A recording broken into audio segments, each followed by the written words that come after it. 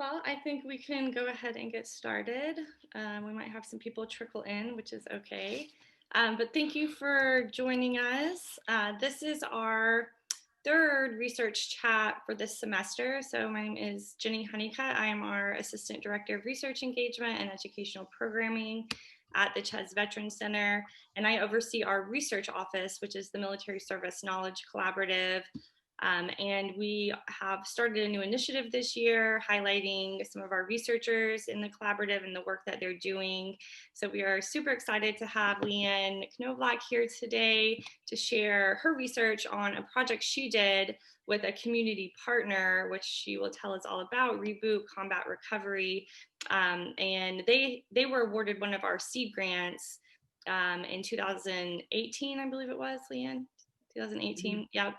So this presentation, she'll be speaking to some of the results of that project. So Leanne is a professor in the Department of Communication in the College of Liberal Arts and Sciences at UIUC. So take it away, Leanne. Thank you. Thank you. Hi, everybody. I'm so glad that you took time out of your day to join us. As Jenny said, I'm faculty in the Department of Communication.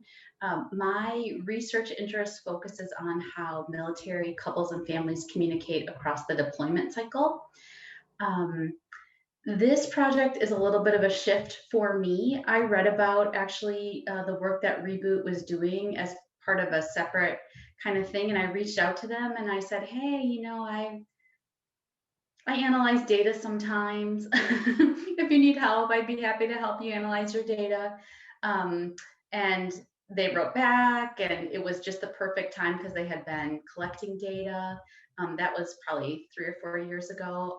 And I'm just really thrilled to be able to present this work on a university community partnership collaborative. So my collaborators on this project are Jenny Owens, who is the co-founder of REBOOT Recovery, and also Dr. Robin Gobin, who is an assistant professor in kinesiology and community health. I want to start by telling you a little bit about combat trauma. Combat trauma results from exposure to dangerous or disturbing events in a war zone. And it can take a pretty significant toll on military and veteran communities. Research shows very clearly that combat trauma can diminish people's psychological well-being, also their physical well-being. It can upend their belief system. It can affect their moral code.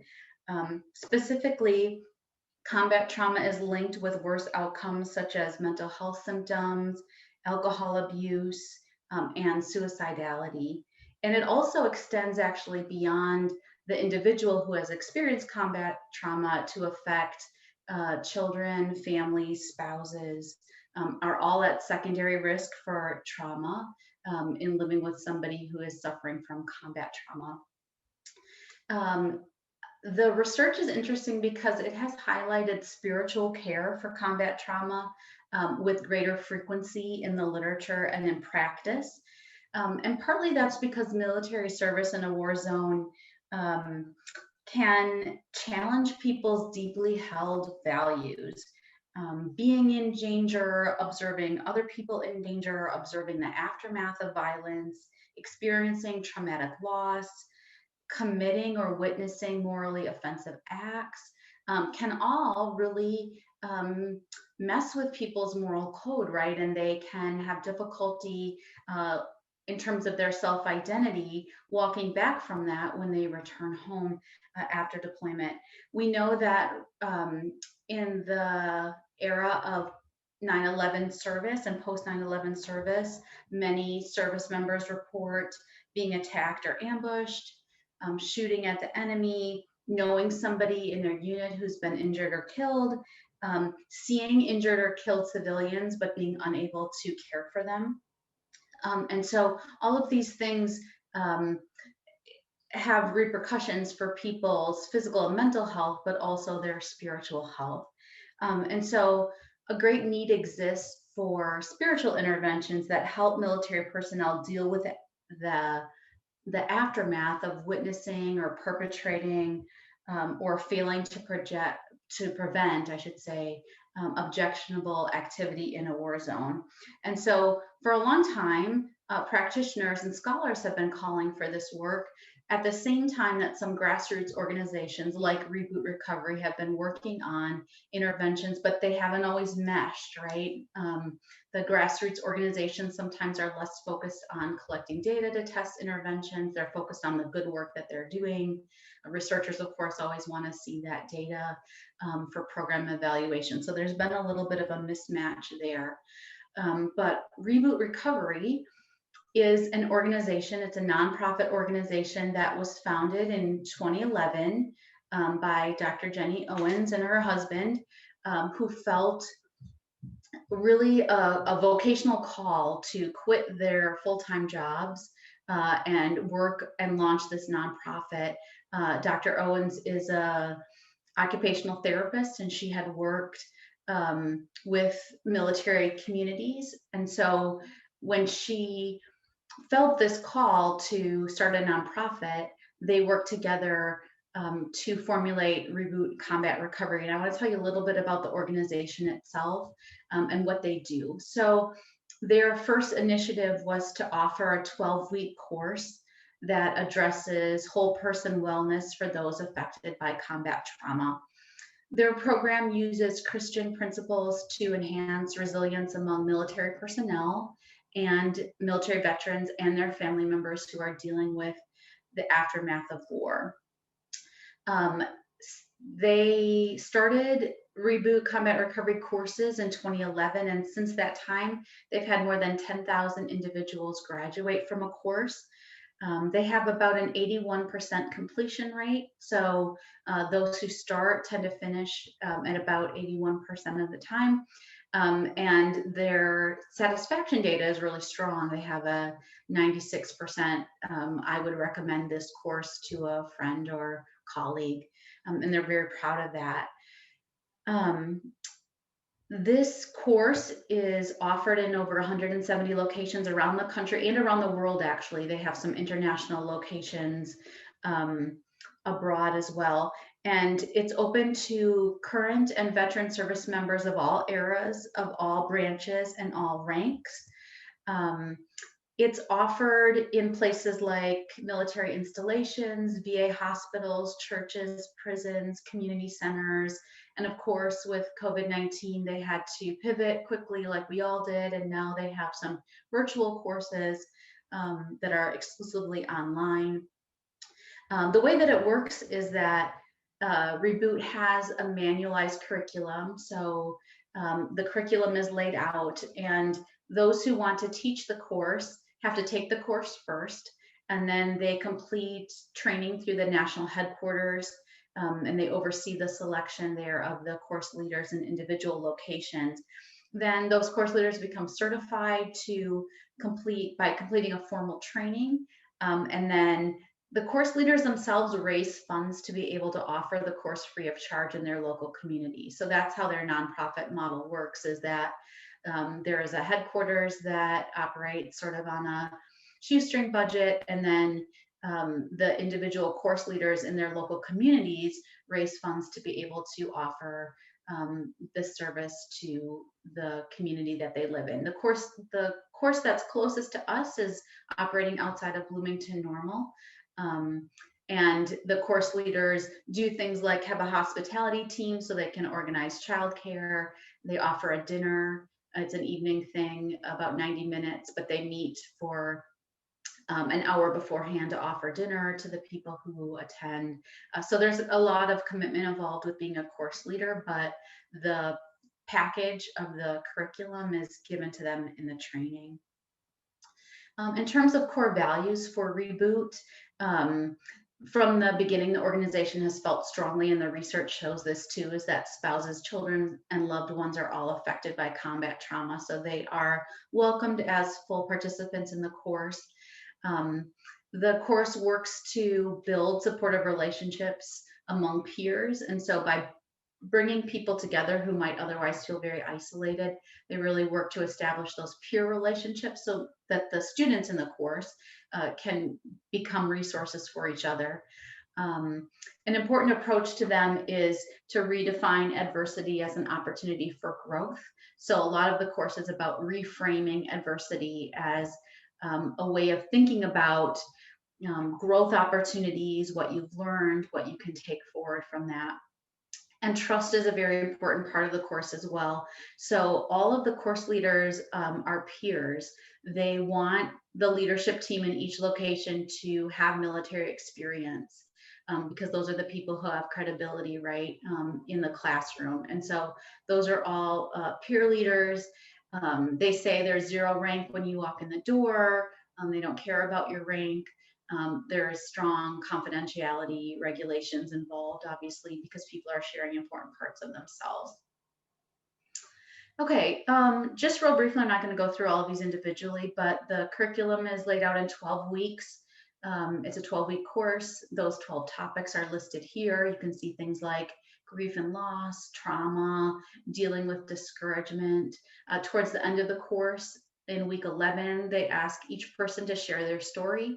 That can be very powerful because often it's the first time that people have shared their experience of trauma with a group. And then they do a really cool graduation ceremony at the end to congratulate everybody who's hung in that long and gone through the course. Okay, what about research? So I worked with the team early on where they had some pilot data. And so we conducted a study to understand people's experiences from week 3 to week 12 of the course. And we collected data from 254 adults. Of those, 146 were people with combat trauma. The rest were support people, loved ones of service members. The research design was to collect data during week 3 and week 12. And why week 3? This is an interesting part of being in a community partnership as a researcher, because we would know as a researcher that you would want to get people's reports before they even begin the class as part of a pretest. But these are people who have been poked and prodded, and they have gone through every treatment. Often REBOOT is their very last resort. They've been through the VA, they've been through possibly private practice, they've been through lots and lots of clinical interventions before, medicine, whole 9 yards. And so the REBOOT team in the beginning felt really strongly that they didn't want to poke and prod and evaluate people before they had a chance to develop that trust. And so I said, let's start in week 1. And they said, no, let's start in week 3 because we need to make sure that we're not turning people off. And that was a really great learning experience for me, because that's a really important part of what this organization is all about. And when you're making that community partnership connection, that's what you're honoring when you're working with a grassroots organization like this. So we collected data at week 3 and week 12. This paper was published in Military Psychology, and I can show you the results. I fell off my chair when I analyzed these data, I think back in 2017 for the first time. These are statistically significant findings for everything except for physical function. So from week 3 to week 12 of the course, participants reported a 2.5% improvement in how much pain was interfering in their lives, a 6.2% improvement in how fatigued they were, 4.7% improvement in the sleep disturbances they were experiencing, anxiety, depression, and then social and community engagement. So these are pretty big effect sizes for a 12-week intervention that's peer-led outside of the VA system, let's say. And so we were really excited to see these findings, because up until this point, they had anecdotal evidence. People would walk out of the class and say, wow, that was really helpful. But they didn't have any database metrics on the kinds of effect sizes that were coming out of the course. And so, the mental health particularly and the fatigue were some things that we were really excited to see coming out of the data. So from there, we built our proposal to the Sea Grant project. And we proposed a 2-part study to really dive into this program evaluation component more strongly. So we said that our first study was going to be an interview study where we wanted to gain a really nuanced understanding of people's experiences of the program in their own words. We didn't have any, we had this quantitative data, but we had not yet explored qualitatively what people were experiencing out of the program. And so study one of the Seed Grant project was designed to collect data from 30 participants. We increased that sample size because so many people volunteered and wanted to be part of the study. In this study, we only talked to the people who were suffering from combat trauma. We did not talk with their loved ones, only the clients, if you will, the people who had experienced combat trauma primarily. So they completed 45-minute interviews we had 5 interviewers who all had clinical experience. We recorded those interviews, we transcribed those interviews, we coded those interviews. We divided the data into 2 papers reporting the results, and there are a lot of results. I just wanted to call your attention to one set of findings that we had, and that focused on effects of the program. And so there were 4 main effects of the program that emerged: effects on people's self-identity, effects on their spirituality, effects on their relationship, and then I guess we'll know what the 4th one is when we get that far. It's escaping me right now. Okay, so in terms of the effects on the self, quite a few people said that they had a better self-image after they walked out of the course. You saw maybe from the topics that guilt and forgiveness and recognizing what's false guilt and what's true guilt are an important part of the course. And so people said, I have a new confidence in who I am. I was able to come to terms with who I am now. Also, people reported a stronger spirituality. The course is Christian-based, but it's open to people of all faiths and also people of no faith. And they work hard to make sure that everybody's views are welcomed and embraced in the course.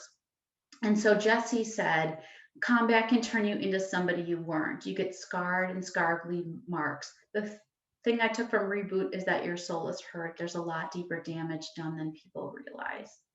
And so we actually, one of our papers, not this one, but the second one from the data set, focuses on the topic of soul wounds. That's central to the REBOOT curriculum. And we ask people, does that concept resonate with you? Does that give you traction for thinking about what you experience? What kind of soul wounds did you experience? And so that's a separate paper if anybody's interested in that. Better relationships was something that came out really clearly in the data. With my spouse, I'm more understanding. With the kids, I'm more thankful that they're there. Or Michael told us, these are pseudonyms, but Michael told us, REBOOT is 100% why I'm sociable again. Before that, I didn't care. I didn't want to go nowhere. I didn't want to do nothing. It broke the ice for me. So we heard that a lot in the interviews, that people, it's so isolating to have combat trauma and all the mental health issues that come with that. And so bringing peers together to be able to share their story in a small group was really important for helping to people build a sense of community and feel like they're not alone, which is really important for mental health and physical health, we know from the research.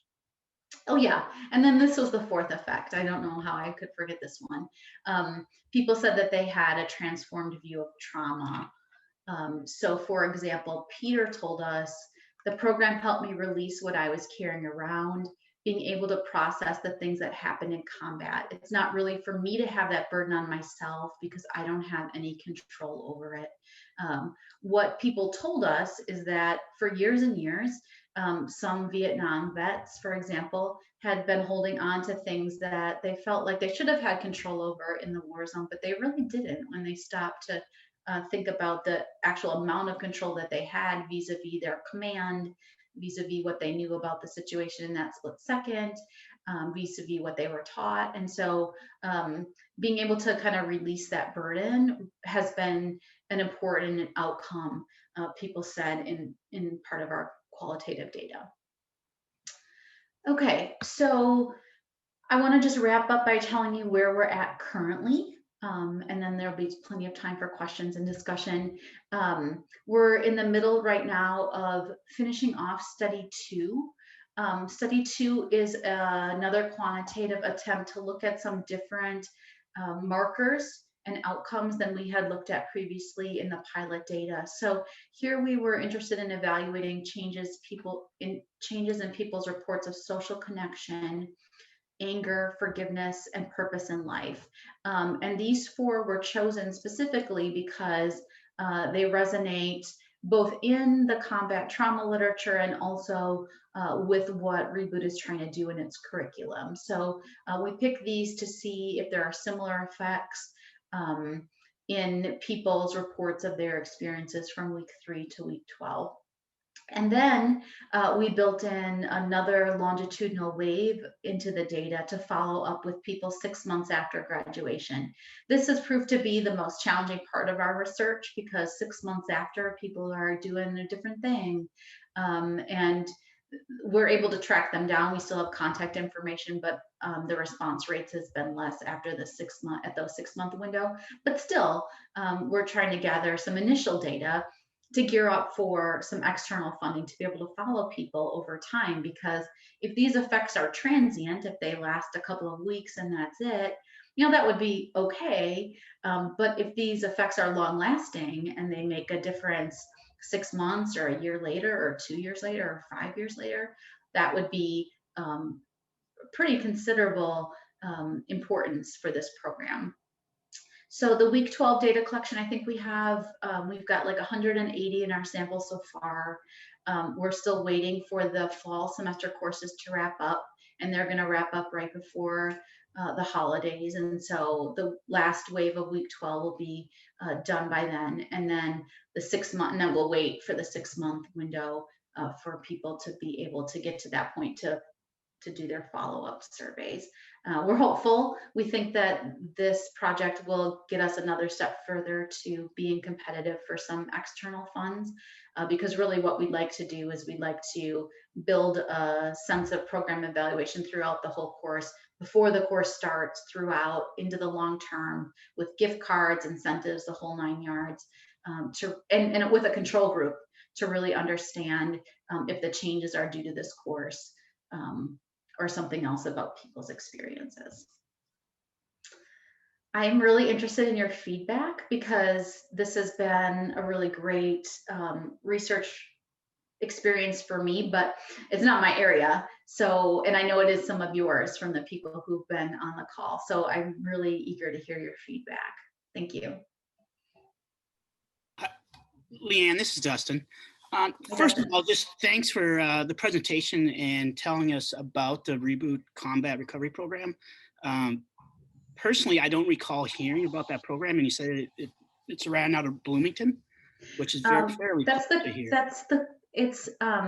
The headquarters are in Tennessee, and the locations are all over the world. But our closest course location is in Bloomington Normal.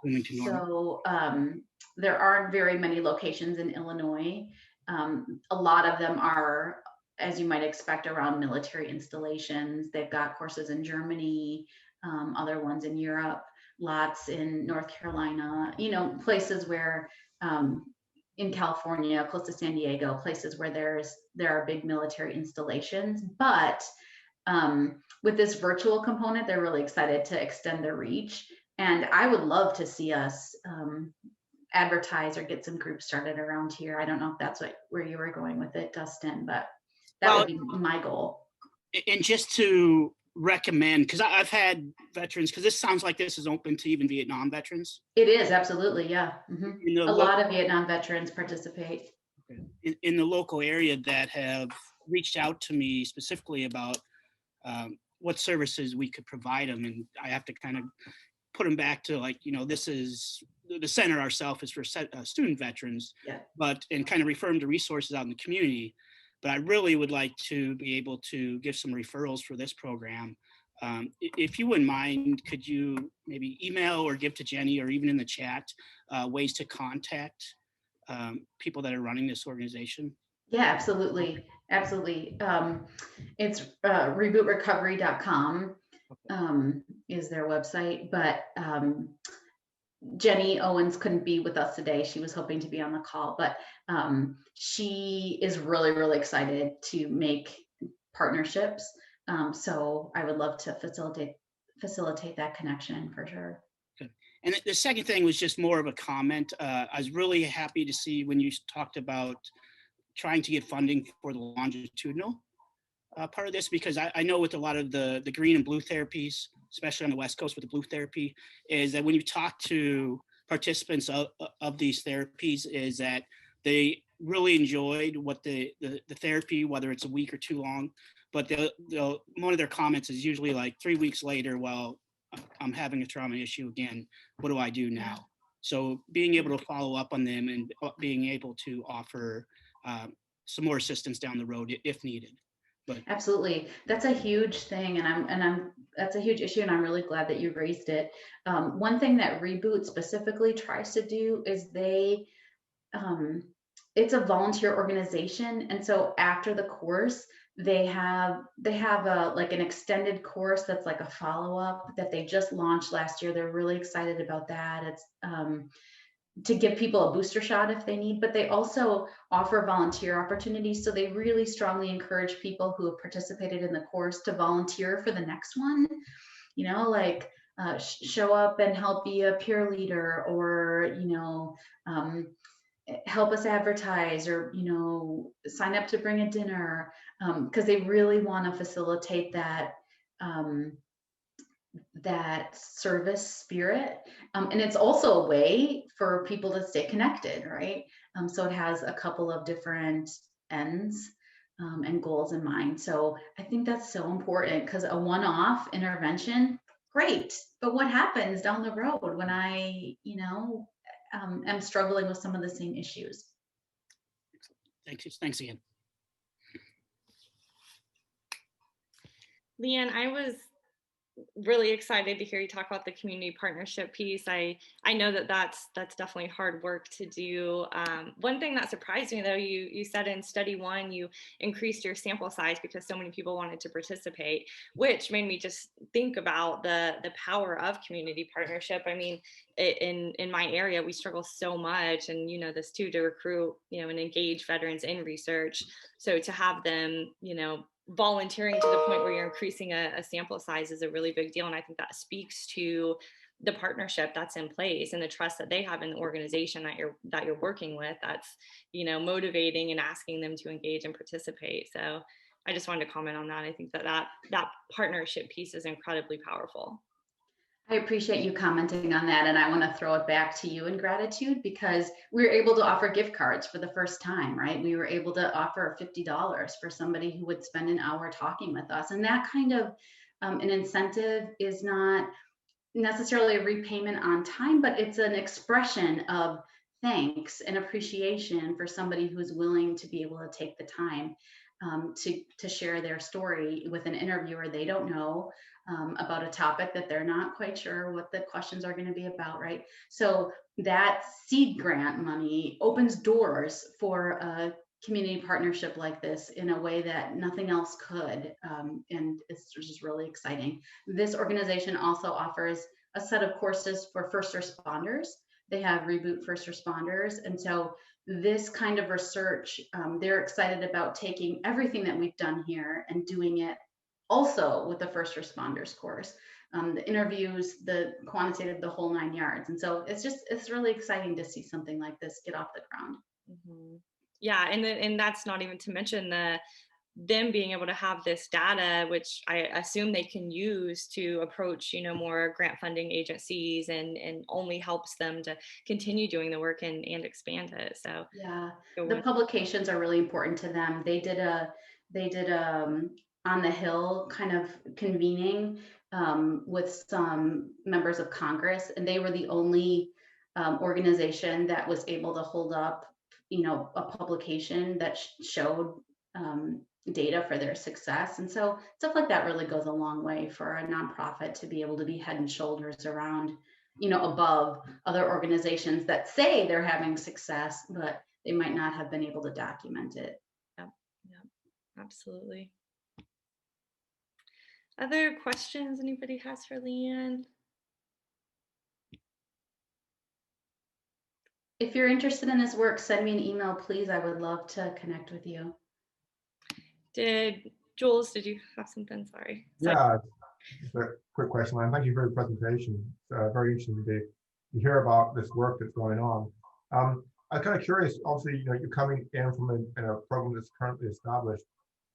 As you were looking at the program, was there any sort of like theoretical perspective that you were using to kind of inform like why the program may be having these outcomes? And can you share that with us? Yeah, that's a great question. So the course itself is built around 3 theoretical traditions. Now I think I'm only going to be able to name 2 of them, but social learning theory is one of them. The occupational therapy systematic model is another. And so some of the core values are constructed around those theoretical principles, like peer leadership, importance of community involvement. Every week they have a homework challenge where they challenge people to go off and do an experiential activity to crystallize some of the content from that week's lesson, like just a way that social learning theory is built into that. And so that's what the curriculum is founded on. And as we move forward, and have more data, we'll be able to dig more into trying to understand the mechanisms of change. Because what is it? Is it the peer aspect of it? Is it the curriculum itself? Is it the fact that somebody's finally allowing people to share their story? Or is it that spouses are really engaged now too? There's a lot of possibilities there, and we definitely want to turn to the theoretical frameworks to help us understand what those may be.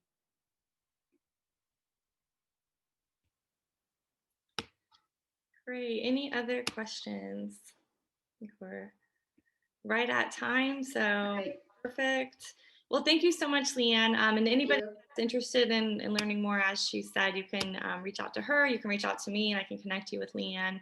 And then otherwise, this is our last talk for this semester. So early January, we will be announcing our talks for next semester.